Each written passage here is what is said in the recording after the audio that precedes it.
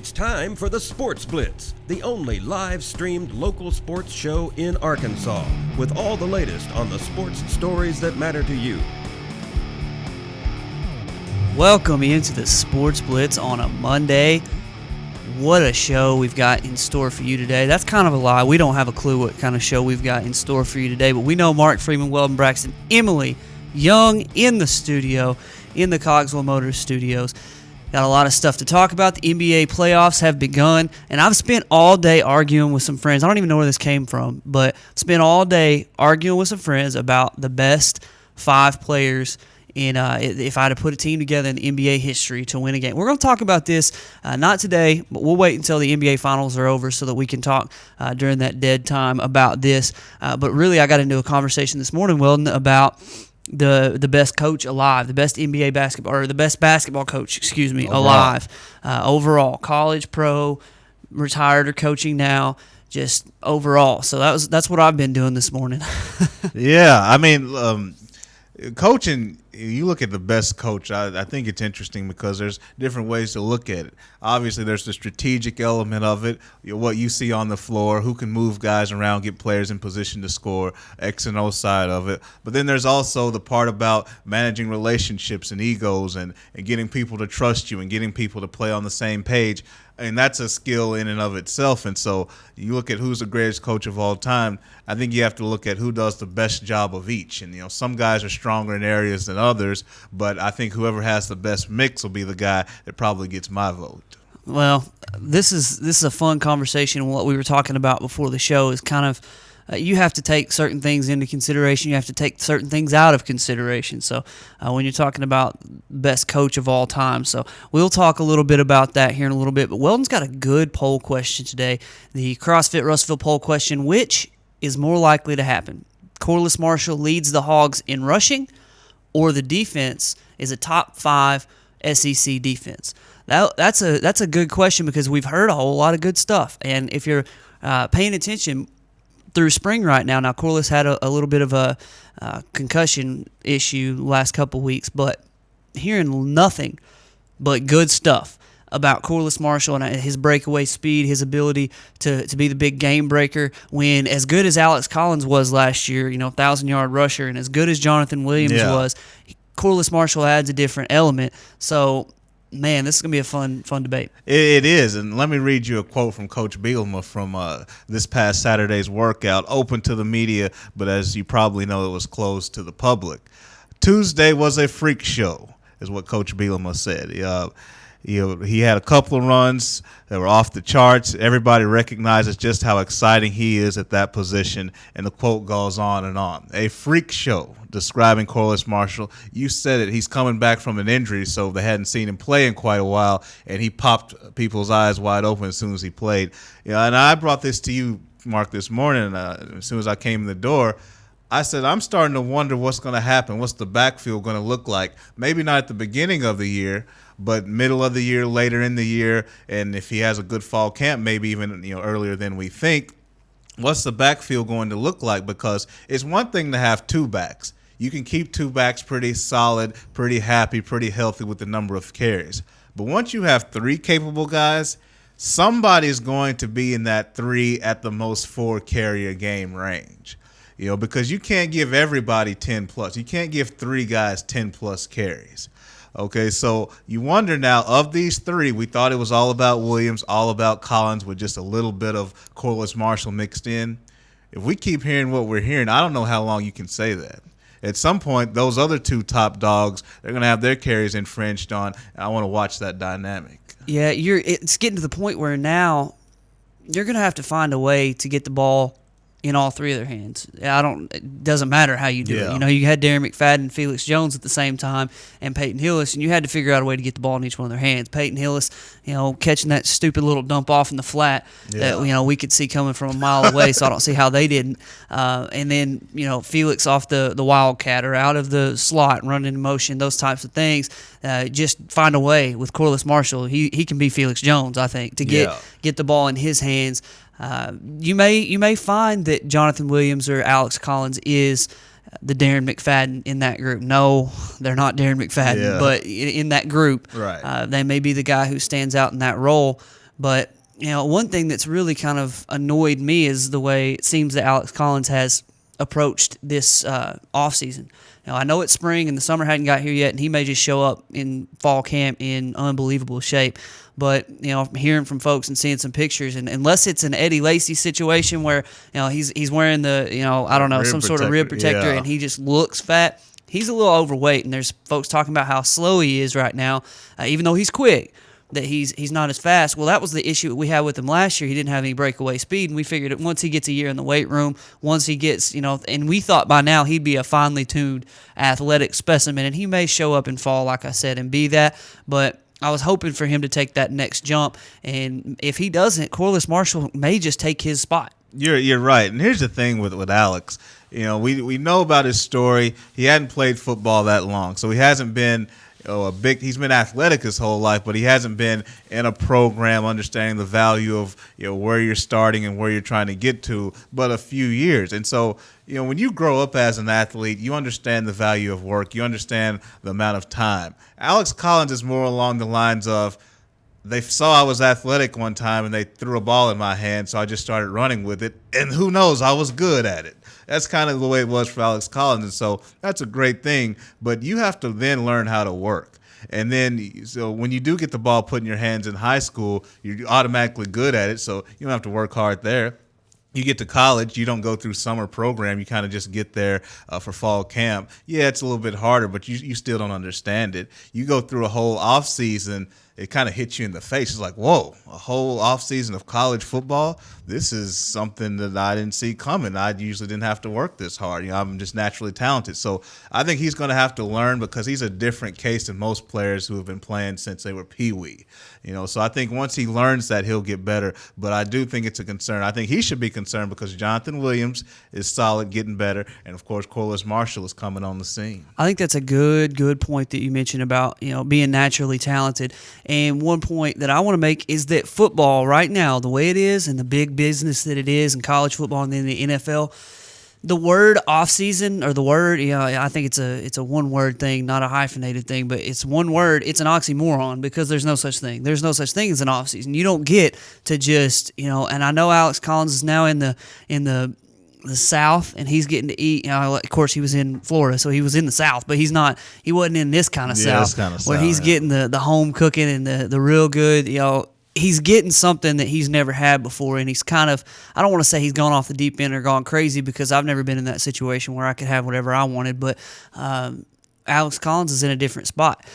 I'm not saying he's not good. As far as talent goes, he may be the most talented one of them all, and like you said, but Jason just texted me, and he said, I've been telling you guys that Alex Collins is the third best back.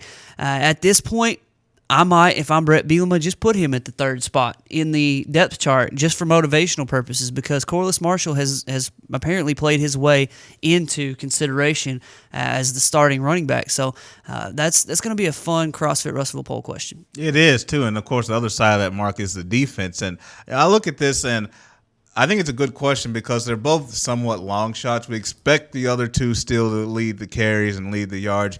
We don't think Arkansas's defense is going to take that much of a jump, but when you look at what we've heard in spring, it's been all about Corliss Marshall. It's been all about the defense as far as the high points. I mean, yeah, the tight ends are a strength of the team in other ways, but as far as what's kind of wowed people, it's been, wow, this defense is so much more aggressive.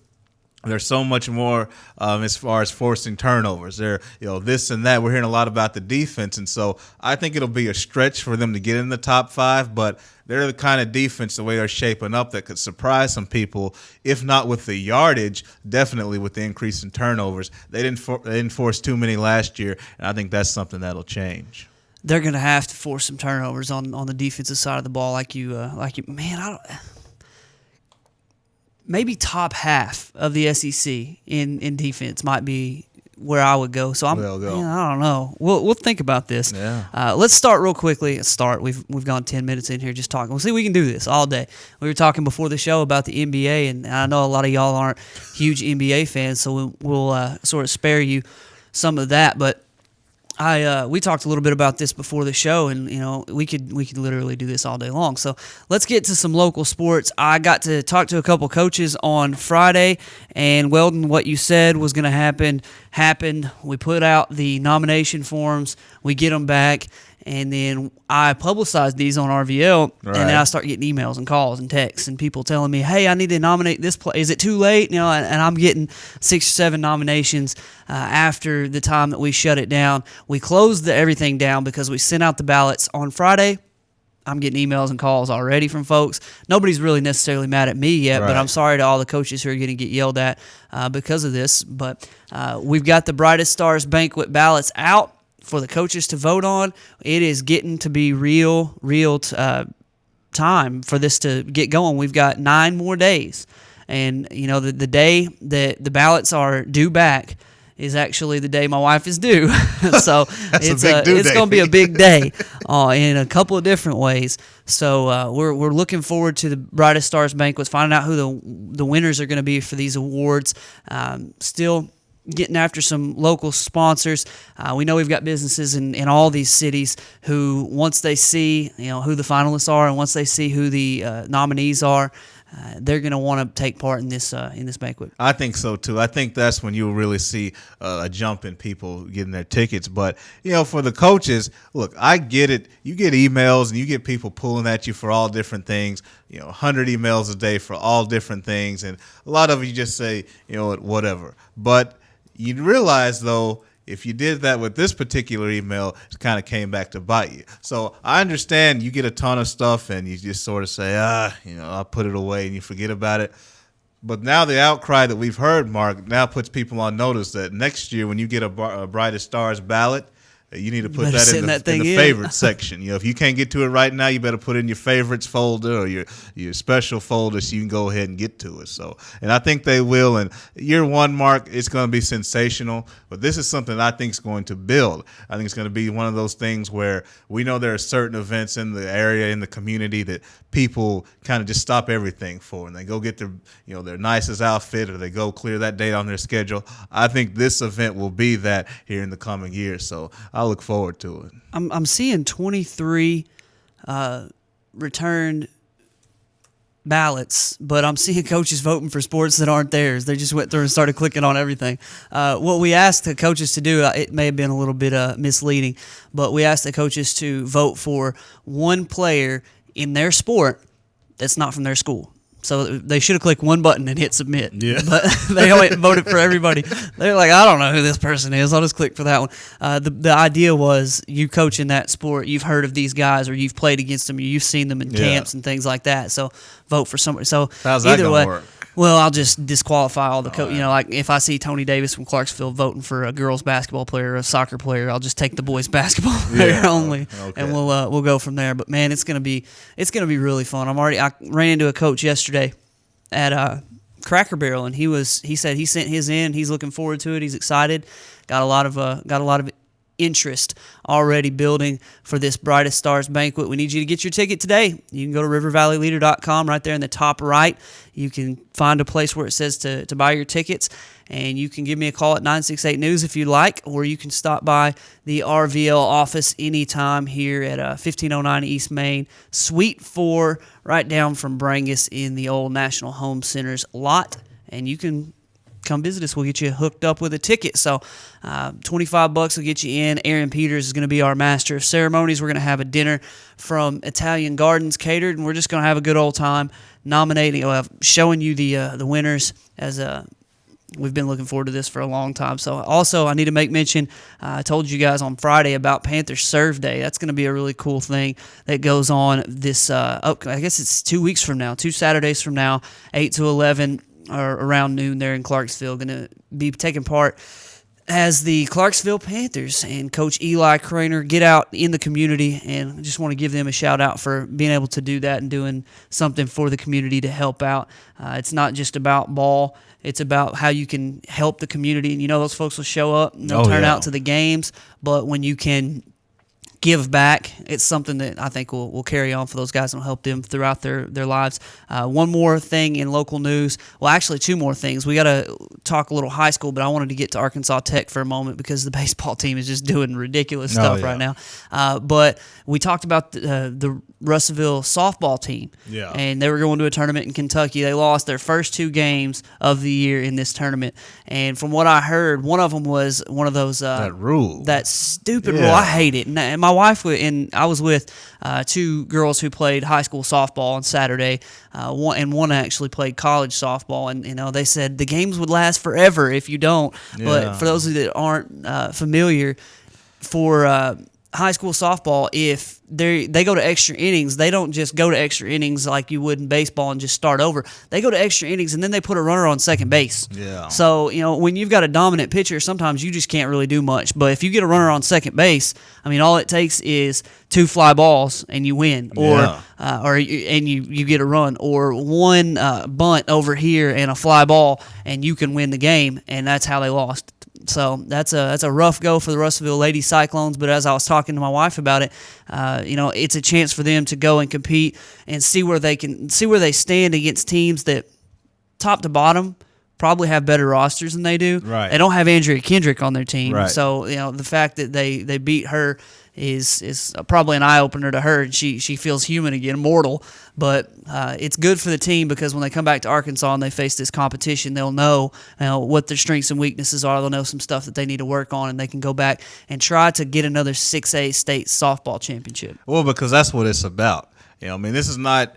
Their RPI doesn't go down because they lost to in Louisville, Kentucky, or their resume isn't damaged. It's about winning a state championship. That's the pinnacle of high school sports. That's what you compete for. There is no national tournament. There is none of this evaluation, subjective stuff. It's about being ready to play in a state championship situation in the state of Arkansas. There's no doubt that what they were able to go through will prepare them for that.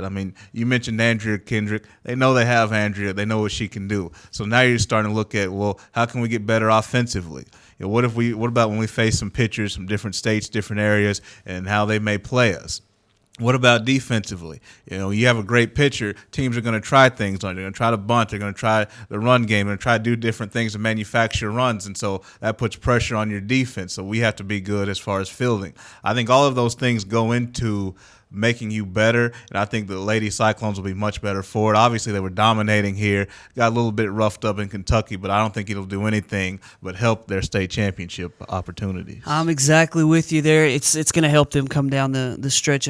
You'll see there will be some team that can either hit Andrea or puts them in a situation where they got to score some runs, and this weekend will come back and help them. I think it's a savvy move by whoever decided to do this, whether it was Coach Sisson or Coach Johnson, the athletic director, to put them in the tournament kind of in the middle of the season. Yeah.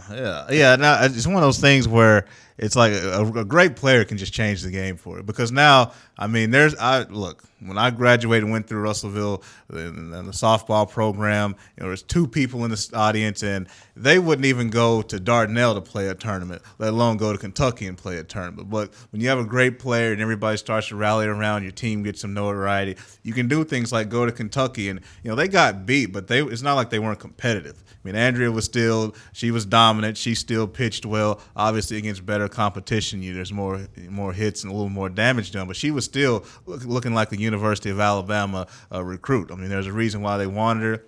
So I just look at it, what she's been able to do for that program and getting them in a position to where they can travel and play, because you don't travel around and play and spend, school's money if you're not a good team, if you can't compete out of state. So that's something that jumped out at me when I saw they had this tournament on the schedule. And we're talking about dominance. We're talking about playing really, really well. The Arkansas Tech men's baseball team, 17 wins in a row now. They break the school record for wins in a season. They break the school record last week for wins in a row, and now they've won 17 games in a row. They're sitting at 36-8, 22-5 in the GAC. I think they lost their first 2 out of the first 3 at Minute Maid Park in that tournament, and then they have just gone on a real streak since then. So they're looking to go on and win the GAC and give the All Sports Trophy another little shine for the Arkansas Tech program in the GAC. It looks like unfortunately, though, the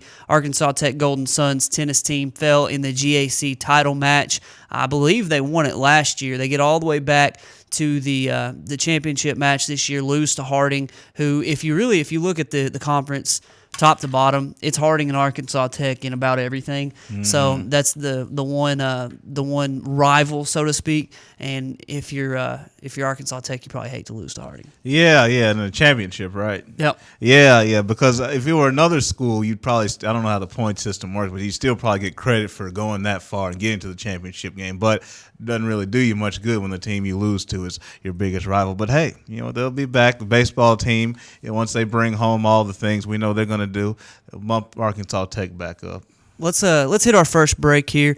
Gone a little over, but we've been covering some stuff, so we had to get that taken care of. I was looking at my roster here for my all-time team and talking with Coach Davis from Clarksville, and I asked him who he thought, because he's got a couple of his players who are challenging me on Twitter here. Yeah. And he said, well, any team with Bill Russell in those 9 rings. And I said, Coach, Russell had 11. 11 rings. I had to go look it up to make sure, because I thought it was 10. No, it was 11. Yeah. 11 championship rings. Now, it was a different era, but my goodness, he can put one on his nose. He can put one wherever he wants. He's the man. We ain't Dennis Rodman here. We ain't putting rings everywhere. He hang it from his nose. All right, we got plenty more Sports Blitz right after this break.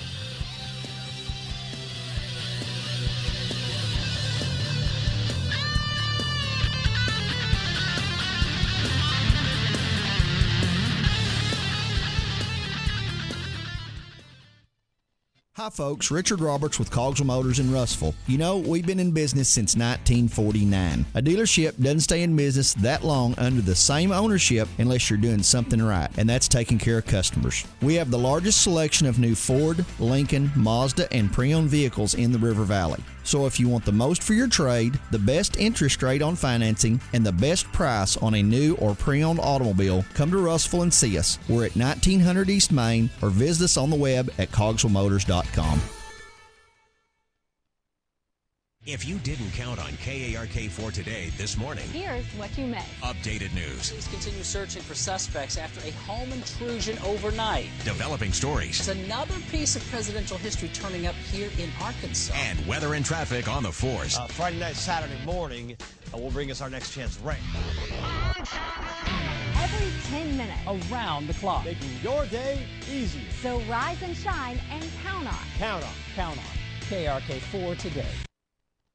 RiverValleyLeader.com is the #1 local source for instant news in the River Valley, offering HD video and live streaming along with top-notch coverage of all the news and events around the area. The River Valley Leader is the only place to go for all the information you need. Check out the newest local business featured on the site, as well as police news and coverage from important meetings, along with the personal stories, all at one convenient click. Check out RiverValleyLeader.com. Today, there are more than 20 brands of cars being sold in America. So to be noticed, Ford and Cogswell Motors have to go further than anyone thought we could. How does Ford stand out above the crowd? Not just with plug-in vehicles like the new 2013 Ford Fusion Energy that gets a projected 100 miles per gallon equivalent, but also with a line of gas vehicles equipped with the innovative EcoBoost engines combining power and efficiency, plus a full measure of technologically advanced features. We invite you to stop into Cogswell Motors today. We go further than anyone thought we could, so that you can go further too.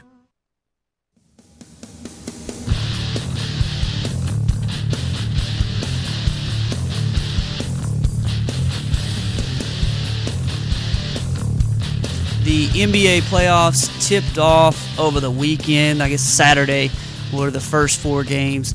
And we have had some shockers in the NBA playoffs so far. 5 road teams have won, if I'm not mistaken. The only home teams who won were Miami, Oklahoma City, and San Antonio, if I'm not mistaken. Yeah. That means the Indiana Pacers, the #1 seed out of the East, went down in flames against the under 500 Atlanta Hawks. What in the world is happening with the Pacers? And is that may not even be the biggest story in your mind of things that happened this weekend? Oh, I definitely think that's where you have to start, though, because while I still have a lot of faith in the Pacers, I had the series going 5. I believe it may go 6 now. But I'd really be surprised if Atlanta did any more real damage. But when you look at what the Hawks were able to do, offensively. They had more success. With Indiana's struggles, felt like, okay, you may struggle on offense against them, or the Pacers may struggle to score a little bit. But they still would win games, 90-83. But they'd still be winning games. Atlanta kind of got them going a little bit. They kind of got the tempo going. They scored some points.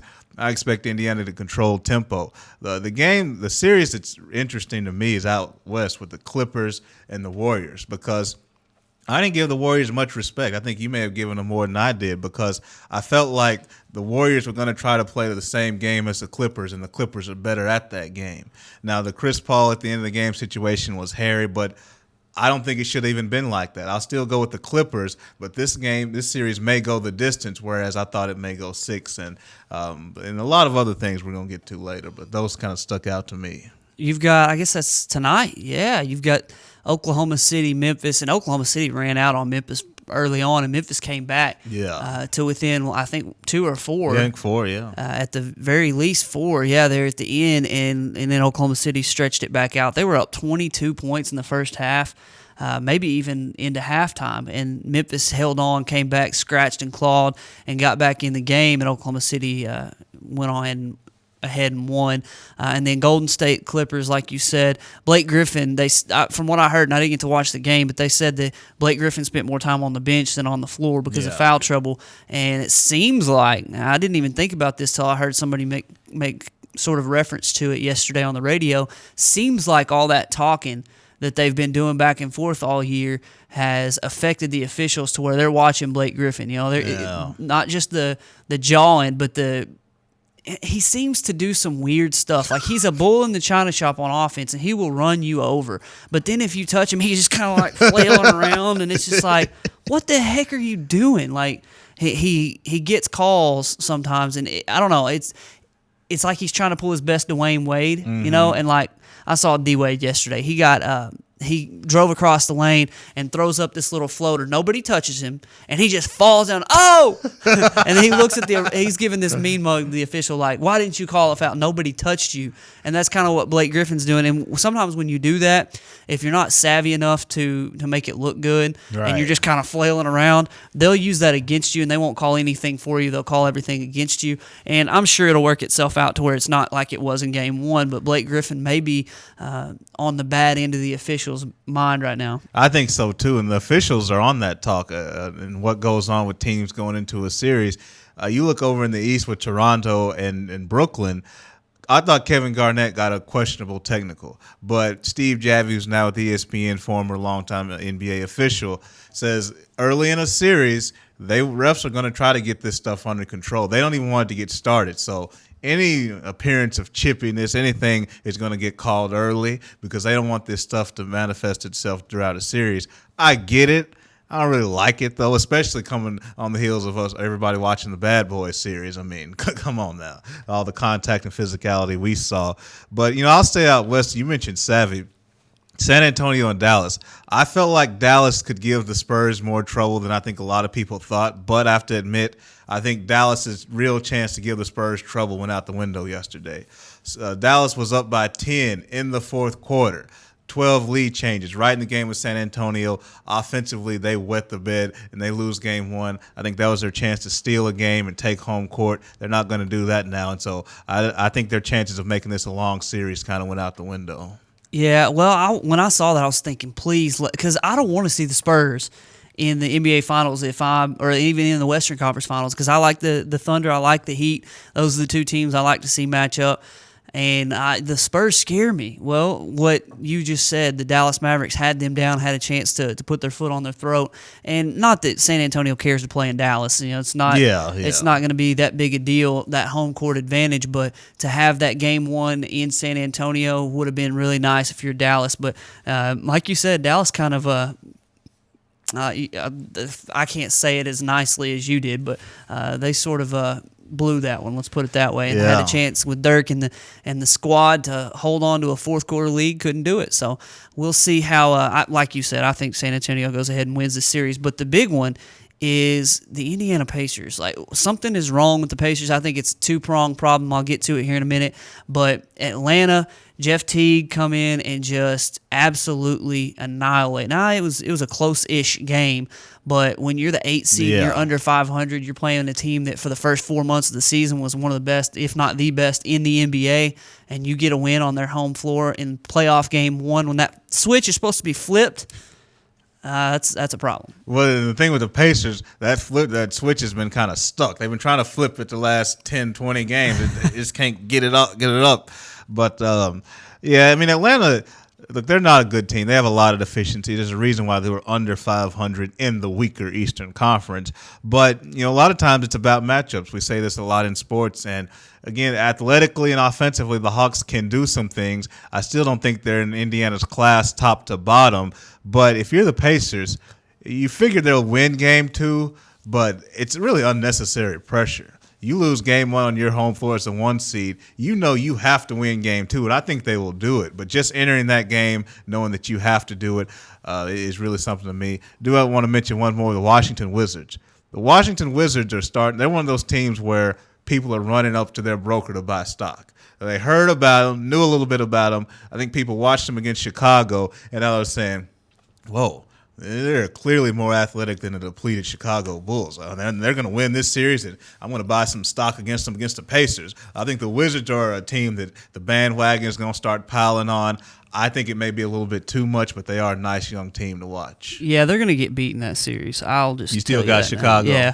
The reason I have that is because Thibodeau is a better defensive coach than Washington is offensively. They got pretty lucky that Chicago kind of got cold there at the end of that game, and the Wizards, man, they've got some issues. Like, they're good and they're athletic.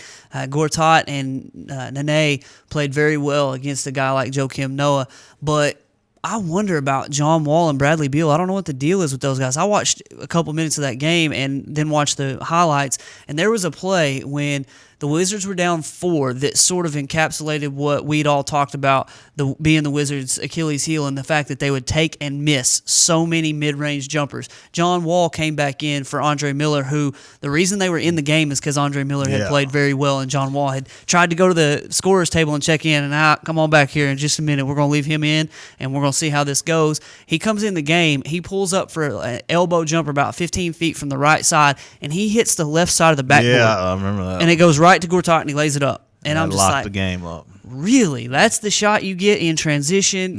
Sort of. It's just wasn't a good shot, and I think Chicago's going to lock them up and win that series. But going back to Indiana, I said that it was a two-pronged issue, and I think it's that simple. I know people have been talking about Indiana for a while now. What's the problem? What's the deal with these guys? I think it's 2 issues. One, we all knew about. Offensive deficiencies. They don't have a go-to guy. You've been talking about this for years, just screaming about how Paul George is not the man. Like, he is not. He's a good player. Yeah, he is a really good player. He's a star. I don't know that he'll ever be a superstar, because unless he just goes in the gym, works on his game LeBron style, and just changes to where he can hit that game-winning shot, or he can make the big play when they need it.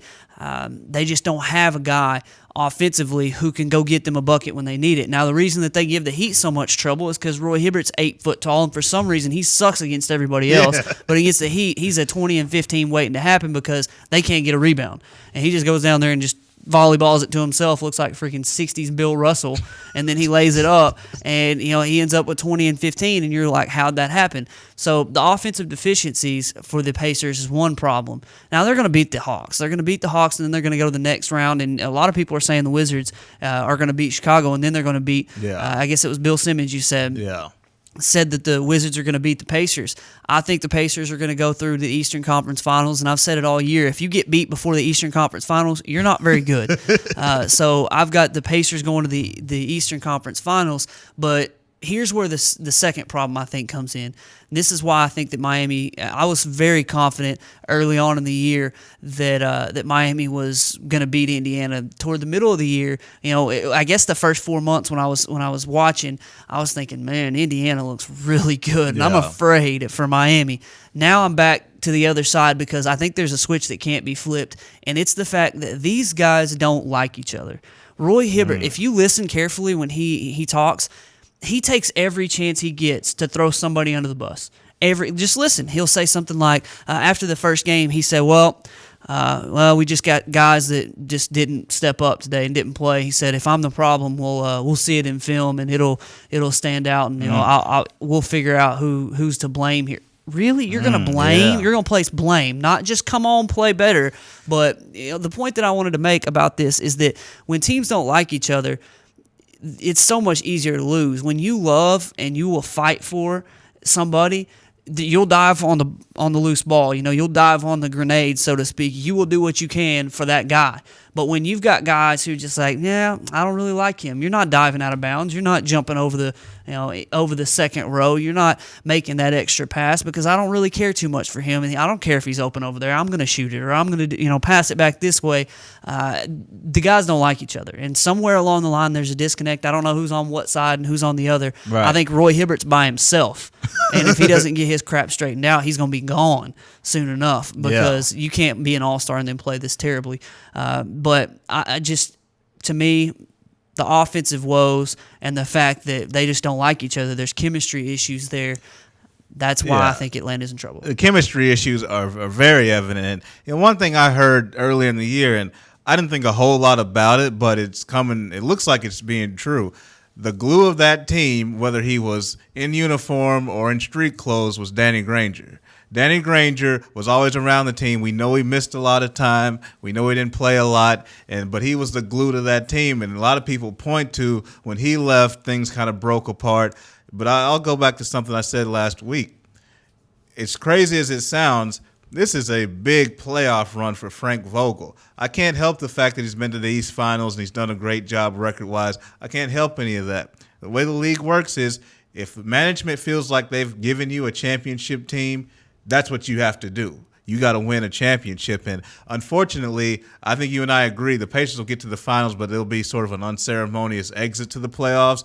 And I really wouldn't be surprised if Larry Bird made a move. Not because he thinks Frank Vogel's a bad coach, but he's worked with free agency and draft picks and had to really manipulate the way you build a good team, and he wants to see somebody in there who can get it done all the way. And so this is a big run for Frank Vogel too. You're sort of limited when you're in Indiana and you're not in New York. Yeah. You're not in Miami to an extent, Chicago, L.A., that you've got a big market and you've got that money that you don't care. Now with the tax repeater, nobody really wants to be in the repeater tax and have to pay all that in luxury money. But Indiana is building a team from a small market standpoint, and without going into too many boring details about that, they have to go about it a different way. They can't keep they're not going to have a LeBron and Dwayne Wade type talent on their team. They're going to have to go with Paul George, who they got in the draft, and guys that Roy Hibbert, and guys that they can piece together. And I think Larry Bird, you're right about Frank Vogel probably being on the hot seat, but if I'm Larry Bird, I'm looking at this team and I'm looking at how they can't mesh and gel together. They're going to have to rely on chemistry. Right. So if you replace the coach, that is not going to help the chemistry of the team. So I might be willing in the offseason, if I'm Larry Bird, depending on how this thing ends, to say, all right, you're all off the team. You're going to have to play your way back on it. You're going to have to make your way back onto the team because I got nothing for any of you. The way that this season has ended for them, and I'm not saying they're going to lose to Atlanta, but let's say they lose in the next round, or let's say Miami just has their way with them. Yeah. Somebody's got to go. Whether it's Roy Hibbert, whether it's, I don't know, Lance Stevenson has played pretty well, and you're not losing Paul George. Yeah. Maybe Evan Turner coming in. I don't know what the issue is for Larry Bird and the Pacers, but if I'm not wanting to coach myself and I'm Larry Bird, I might look at the roster and leave Frank Vogel alone. Yeah, and I think the roster does need some adjustment. I know they may feel like because they got to Game 7 of the East Finals, they're a championship team. In some ways they are, so that way you would look at Frank Vogel. But the roster does have issues because they don't have a point guard. So if you don't have a LeBron James type player, a Kobe or somebody like that, then you need somebody who can run your team in the half court. George Hill's a nice little combo type guard who plays the point, but he's not truly a point guard at heart. The other guys they have there, CJ Watt, they're not really point guards. And so I think if they want to address the roster, that's one thing they need to do from a basketball standpoint. But I agree with you. The offense has been bad for a while. Now the offense and the chemistry is bad, so I think they have a twofold issue, as you alluded to. Yeah, your defense will suffer too whenever you don't like each other. You're not gonna cover for somebody. So I've seen it happen before, where there's just a guy on the team you just don't care for, and you're not gonna do it. You're not gonna go out of your way for him. You're not gonna die for him, so to speak, in that way. All right, we got to hit a break. A couple more NBA notes. Rick Adelman retiring from the Minnesota Timberwolves. I read a little bit about him, and I knew he was with the Trailblazers back in the day. The Kings, and then on to Minnesota, and done a lot of good things. It was pretty interesting to see what some of these former coaches and current coaches have said about him and his offensive philosophy, how they've stolen from him, borrowed from him. So that's a tip of the cap to Rick Adelman. And then also the Knicks fire Mike Woodson. It's going to start some coaching carousel stuff. Maybe your boy Fred Hoiberg goes to Minnesota. Maybe they go after Steve Kerr or Tom Izzo or somebody there, and then the Knicks. Now, that's Phil what Jackson? I'm hearing for the Knicks. You're talking about? Yeah, if Phil could come down, but if not, a lot Phil of people ain't coming down. Yeah, I don't think so, but a lot of people like Steve if not. So. We'll see. All right, well, we've got a little bit left here on the Sports Blitz. We'll be back right after the break.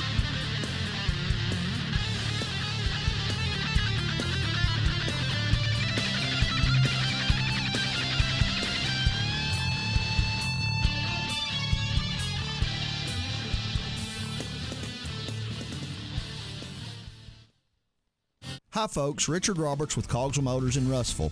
We've been in business since 1949. A dealership doesn't stay in business that long under the same ownership unless you're doing something right, and that's taking care of customers. We have the largest selection of new Ford, Lincoln, Mazda, and pre-owned vehicles in the River Valley. So if you want the most for your trade, the best interest rate on financing, and the best price on a new or pre-owned automobile, come to Russellville and see us. We're at 1900 East Main, or visit us on the web at cogswellmotors.com.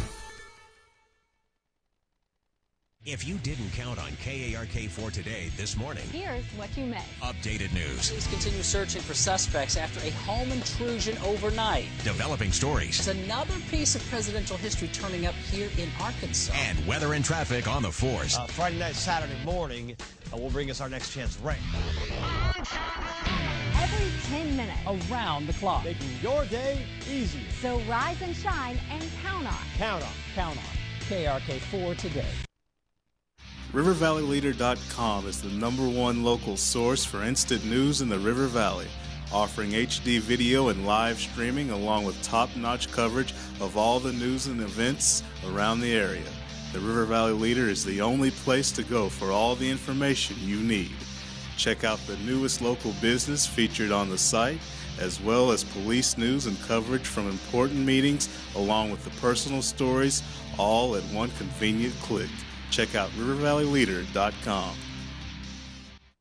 Today, there are more than 20 brands of cars being sold in America. So to be noticed, Ford and Cogswell Motors have to go further than anyone thought we could. How does Ford stand out above the crowd? Not just with plug-in vehicles like the new 2013 Ford Fusion Energy that gets a projected 100 miles per gallon equivalent, but also with a line of gas vehicles equipped with the innovative EcoBoost engines combining power and efficiency, plus a full measure of technologically advanced features. We invite you to stop into Cogswell Motors today. We go further than anyone thought we could, so that you can go further too.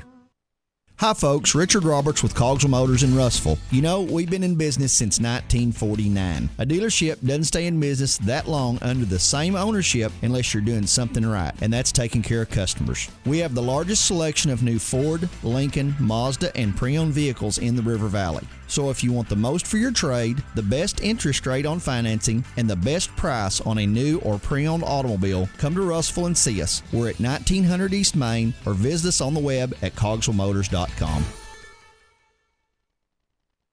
If you didn't count on KARK4 today this morning, Here's what you missed. updated news, Police continue searching for suspects after a home intrusion overnight. developing stories, There's another piece of presidential history turning up here in Arkansas. and weather and traffic on the force. Friday night, Saturday morning and we'll bring us our next chance right Every 10 minutes. Around the clock. making your day easier. So rise and shine and count on. Count on. Count on KRK4 today. RiverValleyLeader.com is the #1 local source for instant news in the River Valley, offering HD video and live streaming along with top-notch coverage of all the news and events around the area. The River Valley Leader is the only place to go for all the information you need. Check out the newest local business featured on the site, as well as police news and coverage from important meetings, along with the personal stories, all at one convenient click. Check out RiverValleyLeader.com. Today, there are more than 20 brands of cars being sold in America. So to be noticed, Ford and Cogswell Motors have to go further than anyone thought we could. How does Ford stand out above the crowd? Not just with plug-in vehicles like the new 2013 Ford Fusion Energy that gets a projected 100 miles per gallon equivalent, but also with a line of gas vehicles equipped with the innovative EcoBoost engines combining power and efficiency, plus a full measure of technologically advanced features. We invite you to stop into Cogswell Motors today. We go further than anyone thought we could, so that you can go further too.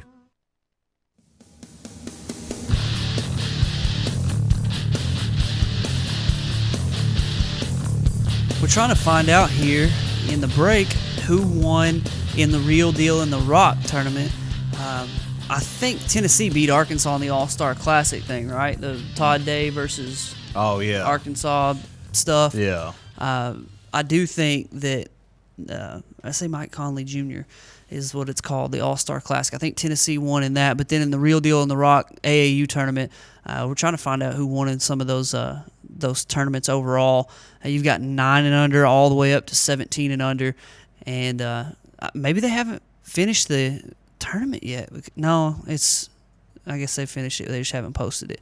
Malik Monk had something like 20 points in one of those games, and played obviously pretty well.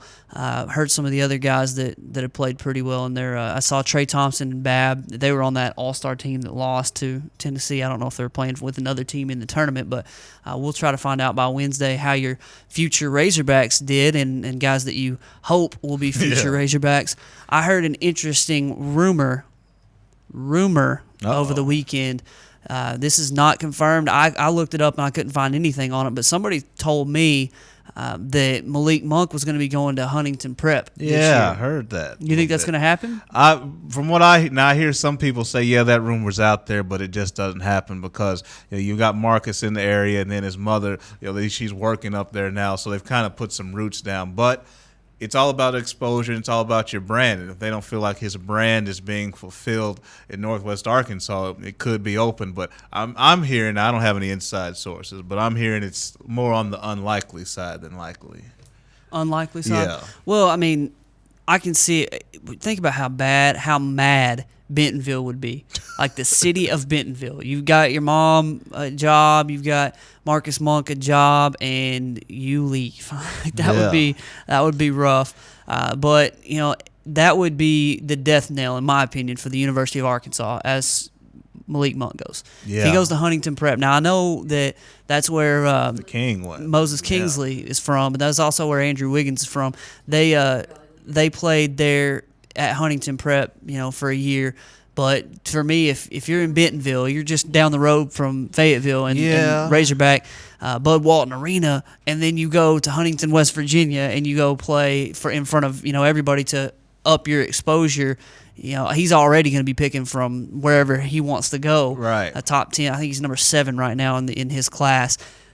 That to me is just an easy out, a way to get out of Arkansas because he will have already been gone. I think you're right on the money because, look, Kingsley played with Bobby Portis on the wing, so that was kind of that tie to pull him there. But, other than that, with Malik Monk, and I know Malik Monk's a wings player too, but Kingsley was, the 60th ranked player. Still good, 4-star, but Malik Monk is top 7. I think that number will get him in the top 5. I think he'll get in there before it's all said and done. So he is more on that Wiggins, Parker type plane in terms of exposure and schools to choose from, 5-star, all that kind of stuff. The Kansas, the Kentuckys, the Syracuses of the world. And so I think it would be a blow for the Razorbacks if he did go to Huntington Prep. But like we said, this is all rumor. We can't confirm or refute any of this right now. I could see him wanting to do it either way for one of two reasons. You know, he is. Of course, he does play AAU across the country, so it's not like people won't get to see him and like the coaches don't already know about him. He's been on SportsCenter. Yeah. But at the same time, if I don't think he's got a Kentucky offer yet. No, he does not have. He does not have a Kentucky. If he wanted to be offered by everyone, like if North Carolina and Kentucky and Duke, where he wanted those teams to come after him and him to have a choice from literally anywhere, Huntington Prep is the squad that he got. Now, when all's said and done, unless he just falls apart, he's going to have his offer from anywhere. It's going to be a shorter list to tell who he doesn't have an offer from than who he does if things continue the way that they are now. So we'll see where Malik Monk goes. I'm just hoping. Kayvon Allen's another one. He played pretty well in that tournament and when they still lost. But I saw a highlight on one of the TV channels. I was in Chili's in Conway on Saturday, and I saw him dunk all over somebody. And I was like, okay. And then he hit a couple threes, and I really like Kayvon Allen from North Little Rock. He's a very good player down there. So hopefully some of these Arkansas players will stay in the state, and Arkansas can build around some homegrown talent and go out and pick and choose some folks that fit the system, and that we can move on from there. So that's the goal right now. Yeah, it is. I mean, and the Real Deal in the Rock's a big event. Obviously, we know it was the Real Deal on the Hill when it was played in Northwest Arkansas. But when you look at some of the players that have played in this, you know, the Mike Conleys, the Greg Odens, the Kevin Durant's, the O.J. Mayos, Michael Beasley. You fast forward more recently, the Harrisons were in it, you know, last time they were playing AAU. So, I mean, a lot of the big names that you hear, one and done, Kentucky-type players, I mean, they're in this tournament. This is one of the places to play as far as a tournament. So they've done a really good job building that event. And it's one, you know, if you want to go maybe see, you might see a Calipari. You may see a Roy Williams sitting in a gym in Little Rock. You may see, I would say Krzyzewski, but he even though it's a good tournament, he would still just send somebody. I mean, he didn't even do his own in-game interviews. You know, he would send Wojciechowski. But you may just go in and that's why I like these events. It's kind of like NBA Summer League. I'm at Summer League. I'm over here. I'm in line to get popcorn. I'm behind Walt Clyde Frazier. He's getting popcorn, too.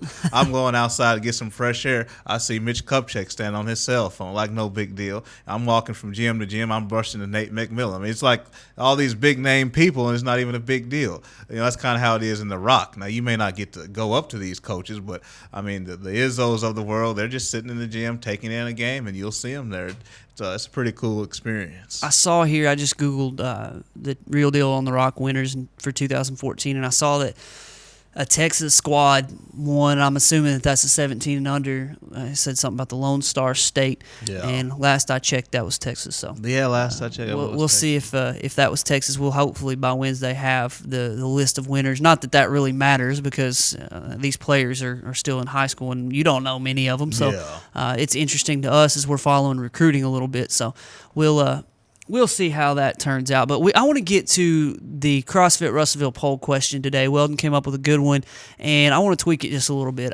To say that the Hog defense will be a top 5 defense, boy, I'd love that. I really would. But I think let's go top half of the SEC defense. I guess that puts them, top 8? Yeah.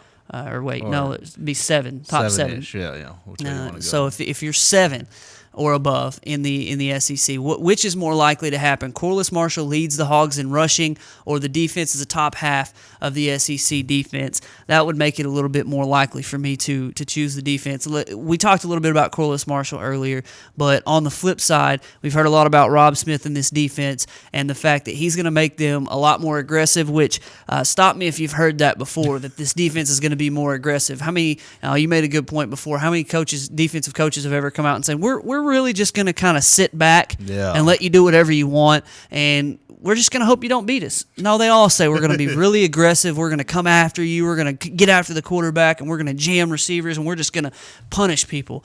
But I have liked a lot of what I've heard from Rob Smith so far. Yeah, and I think the thing with Rob Smith, and to answer the poll question, I'd probably lean towards Corliss Marshall, because here's why.